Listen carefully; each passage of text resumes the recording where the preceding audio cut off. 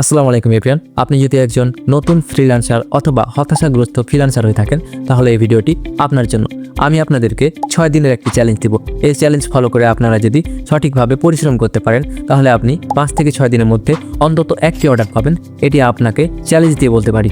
এই 6 দিনের চ্যালেঞ্জে থাকছে কিভাবে আপনারা নিজেকে ক্লায়েন্টের সামনে প্রেজেন্ট করবেন, রিয়েল ক্লায়েন্ট কোথা থেকে খুঁজে বের করবেন, ক্লায়েন্টকে কি মেসেজ করবেন এবং কখন মেসেজ করলে বেশি রেসপন্স পাওয়া যায়। এই ভিডিওটি হতে পারে আপনার জন্য লাইফ চেঞ্জিং ভিডিও, তাই ভিডিওটি স্কিপ করবেন না, মনোযোগ দিয়ে দেখবেন।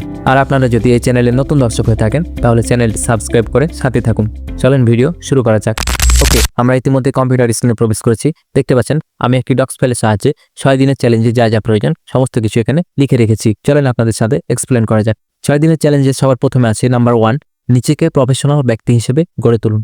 আপনার প্রোফাইল ফটো যদি আজে বাজে পিক দেওয়া থাকে সেক্ষেত্রে আপনি পরিবর্তন করে আপনার একটা প্রফেশনাল ছবি দিবেন। নাম্বার 2, প্রতিদিন একটি ডিজিটাল মার্কেটিং সম্পর্কিত পোস্ট শেয়ার করুন, সাথে কন্টেন্ট যুক্ত করুন। অর্থাৎ আপনার সার্ভিস রিলেটেড একটি করে পোস্ট করবেন এবং কন্টেন্ট অবশ্যই সুন্দর করে লিখবেন, না পারলে চ্যাটজিপিটির হেল্প নিতে পারেন এবং মাস্ট বি কন্টেন্টে হ্যাশট্যাগ দিবেন। এরপর আছে নাম্বার 3, নিজেদের পার্সোনাল পোস্ট করতে হবে। অর্থাৎ আপনার সার্ভিসের পাশাপাশি আপনাদের নিজেদের একটি পোস্ট করবেন, ছবি অথবা ভিডিও। এতে করে কি হবে, ক্লায়েন্ট আপনাকে সহজে বিশ্বাস করবে। এরপর আছে নাম্বার 4, সবকিছুর আগেই পোর্টফোলিও তৈরি করবেন। আপনি যদি ইতিমধ্যে পোর্টফোলিও তৈরি করতে জানেন তাহলে তো আলহামদুলিল্লাহ ভালো, আর যদি না জানেন তাহলে অবশ্যই কমেন্টে জানান। আমি নেক্সট ভিডিওতে আপনাদেরকে দেখাবো কিভাবে আপনারা পোর্টফোলিও তৈরি করবেন। এরপরে আছে how to find real clients of fibre. অর্থাৎ ফাইবার থেকে আপনারা কিভাবে রিয়েল ক্লায়েন্ট খুঁজে বের করবেন। তার জন্য আমি এখানে কিছু ফাইবার সার্চ করার জন্য নিচ লিখে রেখেছি। আমি প্রায় 13টি নিক্স এখানে লিখে রেখেছি। তো আমি আপনাদের এক্সাম্পল হিসেবে একটি নিক্স কপি করে দেখাচ্ছি। তো আমি প্রথমে এখানে নিলাম হচ্ছে সোশ্যাল মিডিয়া পোস্ট ডিজাইন, এটাকে কপি করলাম, তারপর ফাইবারে গিয়ে পেস্ট করলাম, তারপর সার্চ। দেখতে পাচ্ছেন আমাদের সামনে অসংখ্য গিগ ওপেন হয়েছে। আমি এখান থেকে কিছু গিগ নতুন ট্যাবে ওপেন করছি। ওকে, আমি কয়েকটি গিগ ওপেন করেছি, এরও 6টি অর্ডার রানিং। তো আমরা এগুলো দেখবো না, আমাদের প্রয়োজন হচ্ছে ক্লায়েন্টগুলোকে কিভাবে আমরা নিজেদের সার্ভিস প্রোভাইড করব। এর জন্য দেখতে পাচ্ছেন সি অল রিভিউ, এখানে যাবেন। এখানে আসার পর এখানে দেখতে পাচ্ছেন মোস্ট রিলিভেন্ট, এখানে একটা অ্যারো চিহ্ন আছে, এখানে ক্লিক করবেন, তারপর এটাকে মোস্ট রিসেন্ট ক্লিক করবেন।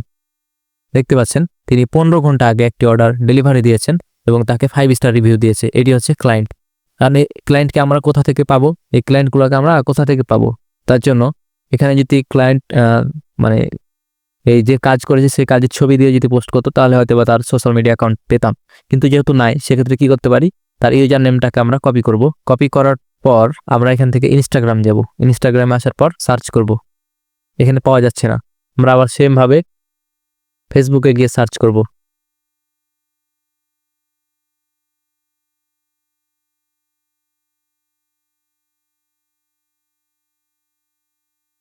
যাই হোক, আমরা যেহেতু বুঝতে পারছি না সেক্ষেত্রে আমরা কি করতে হবে, ইমেল মার্কেটিং করতে হবে।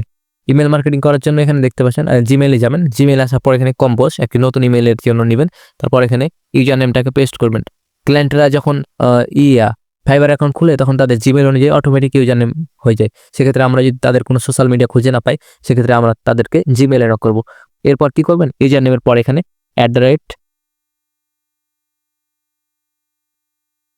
@gmail.com দেখতে পাচ্ছেন তার এই জিমেইলটি এখানে চলে এসেছে। আমরা খুব সহজে তার কিন্তু জিমেইল পেয়ে গেলাম। এখানে সাবজেক্ট লিখবেন, তারপর মেসেজ। এগুলো কোথায় পাবেন, এগুলো পাবেন হচ্ছে আমি আপনাদেরকে দিয়ে দিব। এখানে আমি কিছু মেসেজ লিখে রেখেছি। এই যে নাম্বার 1 মেসেজ, এখানে here is message template for getting instant order, মানে হচ্ছে দ্রুত অর্ডার পাওয়ার জন্য এই মেসেজগুলো আপনারা ব্যবহার করবেন।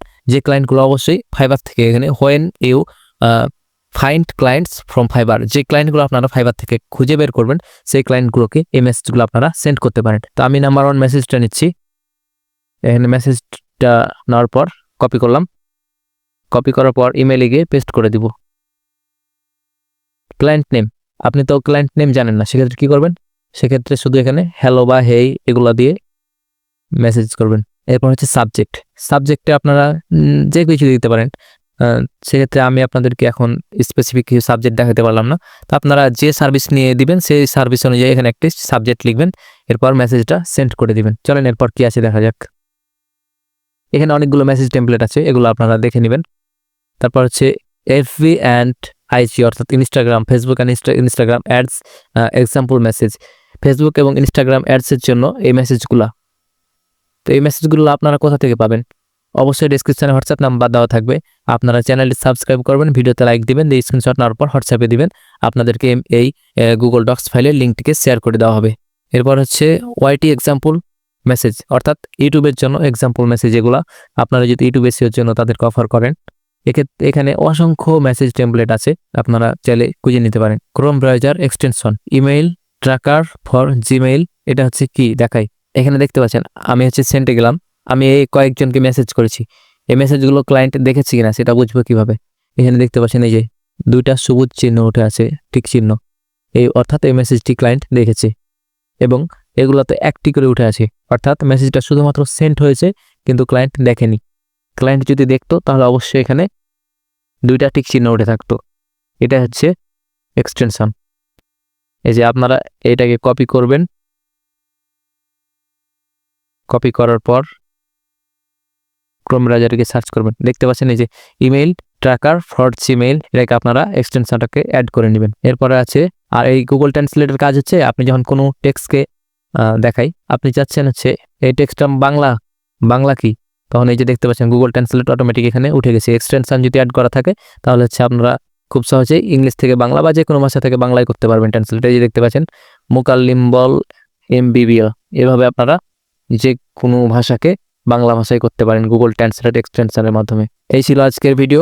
ক্লাসটি অনেক বড় হয়ে গেছে। আপনারা যদি নেক্সট ভিডিও দেখতে চান বা এর পরবর্তী পর্ব, তাহলে অবশ্যই কমেন্ট করে জানাবেন এবং চ্যানেলটি সাবস্ক্রাইব করে সাথে থাকুন। দেখা হচ্ছে পরবর্তী নতুন ভিডিওতে। ততক্ষণ পর্যন্ত ভালো থাকবেন, সুস্থ থাকবেন। আল্লাহ হাফিজ।